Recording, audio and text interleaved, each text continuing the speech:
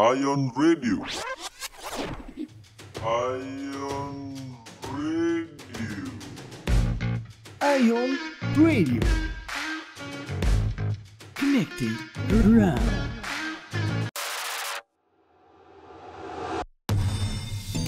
Ciri yang pertama itu akan timbul ruam kemerahan. Dan ternyata dia memberitahu saya bahwa dia itu menggunakan Krim apel-apel yang mengandung merkuri. Mengungkap fakta di balik suatu peristiwa yang tidak biasa. Inilah Rekam Fakta. Hai Ionik, you are connecting around with Ion Radio. Kabar baik ya sore ini. Jangan lupa untuk selalu jaga kesehatan di tengah pandemi ini. Dan kembali lagi dengan saya Hikmatul Arifah, tentunya dalam program Rekam Fakta, mengungkap fakta di balik suatu peristiwa yang tidak biasa. Inilah Rekam Fakta. Ionik, saat ini pandemi COVID-19 belum juga usai. Pemerintah kembali menerapkan pembatasan sosial berskala besar PSBB. Nah, di tengah PSBB tahap 2 ini, masyarakat boleh nih melakukan perjalanan keluar kota dengan syarat hasil rapid testnya negatif. Tapi Ionik tahu nggak? Ternyata rapid test saat ini bisa loh dilakukan secara mandiri. Dan produk rapid test sendiri sudah mulai marak diperjualbelikan secara offline maupun online melalui marketplace. Padahal produk rapid test seharusnya hanya boleh diedarkan oleh pemerintah saja loh Ionik. Wah, lalu produk rapid test yang dijual ini ilegalkah? Kita akan bahas dalam program Rekam Fakta, edisi rapid test ilegal dan produk repackingan. Tetap di Ion Radio, Connecting Around. Produk rapid test yang mulai marak di awal pandemi COVID-19, tepatnya bulan Maret dan April, sudah diperjualbelikan secara bebas di toko offline maupun online. Bahkan, fenomena tersebut masih berlanjut hingga sekarang. Sebagian masyarakat memilih untuk membeli alat rapid test di toko online dan melakukannya secara mandiri di rumah untuk mendapatkan hasil dengan lebih cepat. Tapi hal ini malah menyesatkan karena hasil yang didapatkan belum tentu benar. Produk rapid test seharusnya hanya boleh diedarkan oleh pemerintah dan digunakan oleh tenaga medis. Tetapi kenyataannya justru bisa dijual dengan mudah tanpa izin edar yang resmi. Bahkan ada yang mengatakan kalau barang tersebut merupakan repackingan atau dikemas ulang. Lalu apakah benar? Rapid test yang beredar di pasar online tersebut merupakan barang ilegal?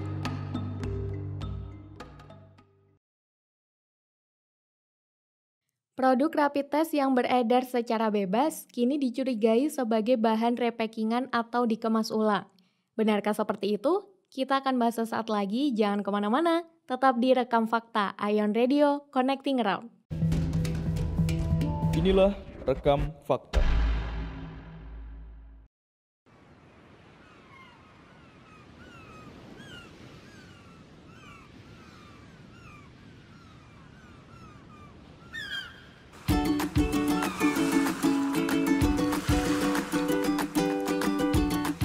Wah, keren banget pantainya. Ais, ayo kita foto-foto di sana.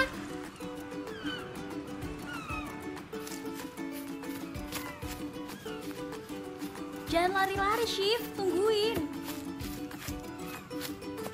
Ih, siapa sih yang buang sampah sembarangan?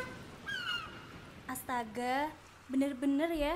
Pantai secantik ini masih aja dikotorin.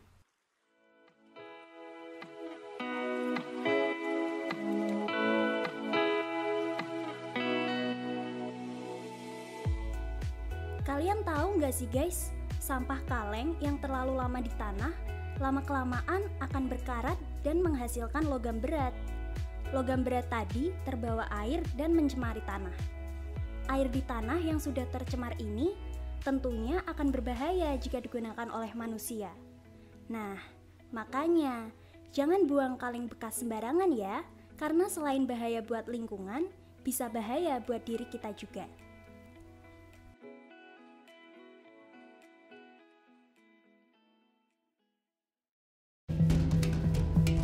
Inilah Rekam Fakta. Ion Radio, Connecting Around. Masih tetap bersama saya Hikmatul Arifah dalam Rekam Fakta edisi rapid test ilegal dan produk repackingan. Ionik terkait dengan produk rapid test repackingan, tim Rekam Fakta berhasil mewawancarai salah satu penjual alat rapid test ilegal. Dan berikut laporan dari reporter TV. Angka kenaikan COVID-19 di Indonesia terus terjadi. Masyarakat semakin was-was sehingga mereka memilih membeli alat rapid test mandiri. Padahal produk rapid test seharusnya hanya boleh diedarkan oleh pemerintah. Sekarang dengan mudahnya diperjualbelikan secara bebas tanpa izin edar di toko online. Disinilah pedagang nakal memulai aksinya dengan menjual produk rapid test ilegal atau repackingan. Salah satunya adalah Joni, penjual alat rapid test di toko online. Awalnya, tim investigasi Rekam Fakta membuka lapak dagangan milik Joni di salah satu toko online. Di sini kami curiga karena nama lapak milik Joni bernama Cantik Tas, yang menjual berbagai macam tas-tas mahal, tetapi ada beberapa alat rapid test yang sengaja diselipkan untuk diperjualbelikan secara bebas. Untuk menggali penelusurannya lebih jauh, kami menghubungi Joni melalui chat WhatsApp. Dan berikut percakapan tim investigasi Rekam Fakta dengan Joni melalui telepon. Itu kenapa sih kok ada yang mahal sama yang murah itu? Emang bedanya apa, Kak? Ya faktor barangnya sih, Mbak. Kalau kayak Lunjirnya kan dari Cina ya, wajar lah murah. Kalau yang kayak Setro itu dari Eropa setahu saya, jadi ya agak mahal. Itu biasanya kakak ngestok barangnya atau pesen ke orang atau semacam just tip gitu, Kak? Ya pesan dari saya, terus pesan dari apa ya, kayak reseller gitu. Terus tokonya ya just tip itu. Kalau konsepnya saya yang jual ini ya di toko Cantik Tas, di search saja. Oh ya, aku cari ya, Kak. Itu kalau misalnya beli di lokasinya dekat sama tempatnya itu bisa COD-an atau tetap harus pakai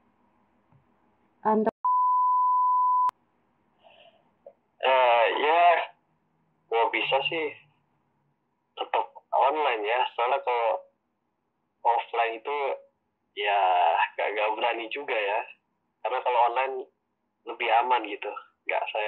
Ini kan juga gimana ya bilangnya, terus suratnya juga nggak pasti juga. Nggak beraninya kenapa emang, Kak? Karena kan izin edarnya itu loh, Mbak. Ngerti ya? Izin edarnya itu maksudnya belum atau bagaimana, Kak? Kalau Lunjin mungkin ada, tapi kalau ada merek Setro gini belum, soalnya barangnya repacking. Ini nama toko online-nya kan Tas Cantik, tapi kok bisa jualan rapid test ya, Kak? Ya sebenarnya ini numpang jualan gitu sih, Mbak. Oh. Jadi tokonya tuh punya teman saya nggak berani jualan offline gitu. Ya karena itu makanya onding di online aja karena lebih aman. Untuk izin edarnya ya saya nggak bisa jamin ya, karena cuma jual aja kayak reseller gitu, terima barang sama nyari untung doang sih. Kalau soal izin negara, kalau merek saya tadi nggak bilang tadi kan belum. Kalau barang repacking jadinya lebih murah dari harga aslinya yang 300-an kalau nggak salah. Soalnya yang dari distributor mana saya juga nggak tahu, yang jelas bukan dari pabrik, makanya cepet discontinue. Tapi Mas, kakaknya pernah nggak sih kepikiran takut gitu, misalnya ketahuan sama polisi soalnya jual alat rapid test yang belum ada? Sempat lah. Ya sempat ada lah itu. Cuma ya itu kayak tak bilang main aman aja. Kalau kayak di toko offline kan bisa diperiksa gitu, pemeriksaan. Kalau di online kan nggak bisa ya kreatif gitulah. Makanya jualannya di online. Udah gitu saya juga nitip di lapak teman. Ionik, dari wawancara tadi, Joni mengaku nih bahwa produk yang dijual merupakan barang ilegal. Dan Joni juga menyadari bahwa dirinya memang tidak punya izin edar, sehingga Joni tidak berani melakukan transaksi secara langsung. Lalu seperti apa sih perbedaan alat rapid test Joni dan yang diedarkan secara legal? Tetap di Ion Radio, Connecting Around. Inilah rekam fakta.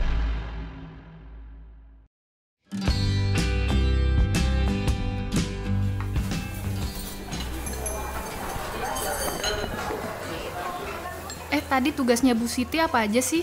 Itu loh, disuruh ngerangkum bab 2. Sini. Ih, jangan dipanggil, nanti nyakar tahu. Ya elah, mau ngasih dikit doang, nah. Jangan deket-deket, ih. Aduh kan, dicakar, keselin banget ah. Ya lagian ngapain ditendang sih? Nanti juga dia pergi sendiri kok. Aku takut dicakar, malah dicakar beneran kan, sebel banget. Nah, kucing itu akan baik kalau kita memperlakukan dengan baik juga. Lagian dia cuma minta sisa makanan kok. Hewan juga berhak hidup, sama seperti kita. Ya deh, maaf, tapi kakiku masih sakit nih.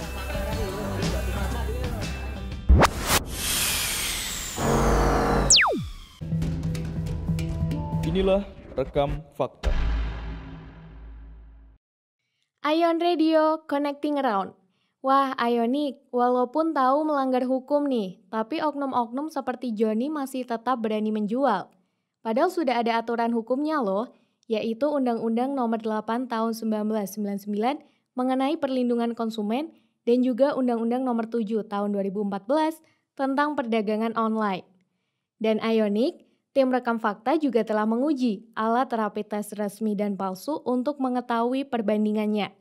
Berikut laporan dari reporter TV.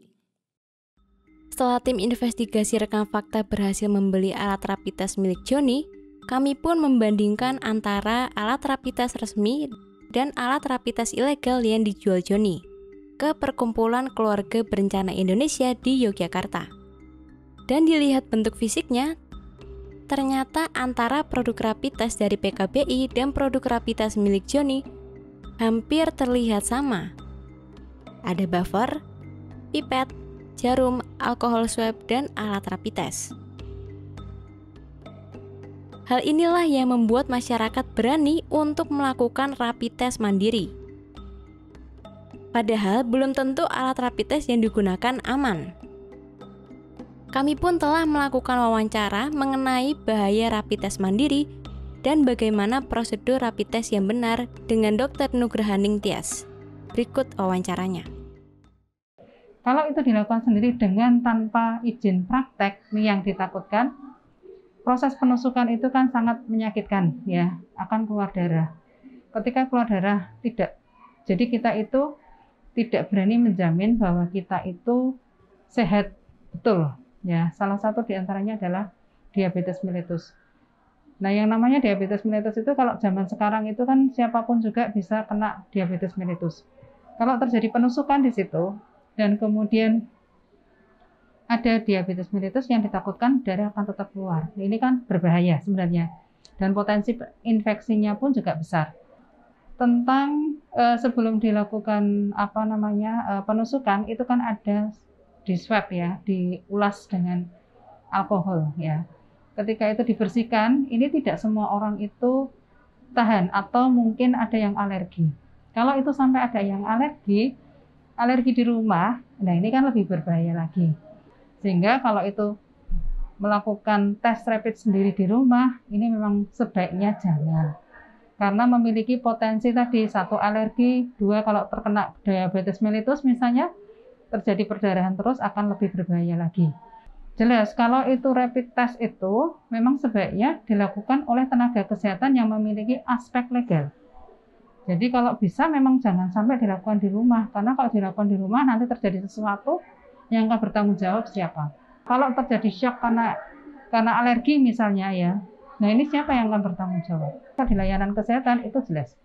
tenaga kesehatannya memiliki surat izin resmi, kliniknya pun atau mungkin layanan kesehatannya pun juga memiliki resmi. Ionic, jadi alat rapid test yang beredar di marketplace itu jelas ilegal ya. Dan bahkan oknum-oknum penjualnya seperti Joni mengaku tuh bahwa dia tidak punya izin edar. Lalu dari keterangan Dr. Nugrahaning Tias tadi jelas sekali bahwa rapid test mandiri ini memang berbahaya. Jika prosedurnya tidak tepat, rapid test mandiri justru bisa menimbulkan alergi dan pendarahan. Duh, udah deh. Mending Ionic melakukan rapid test di layanan kesehatan aja ya. Udah pasti aman karena dilakukan oleh tenaga medis. Dan akhirnya saya Hikmatul Arifah beserta tim Rekam Fakta pamit undur diri. Stay healthy and keep connecting around with Ion Radio. Terima kasih. Ciri yang pertama itu akan timbul ruam kemerahan. Dan ternyata dia memberitahu saya bahwa dia itu menggunakan krim apa-apa yang mengandung merkuri. Mengungkap fakta di balik suatu peristiwa yang tidak biasa, inilah Rekam Fakta. Ion Radio. Ion Radio. Ion Radio. Connecting around.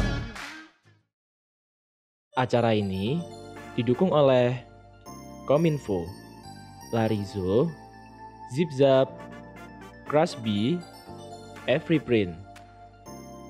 Media partner Akindo, netpeople.yk, Trax FM Semarang, Radio Edukasi, Istakalisa, Perhumas Muda YK, MMTC Radio, 5 TV, Unisi FM.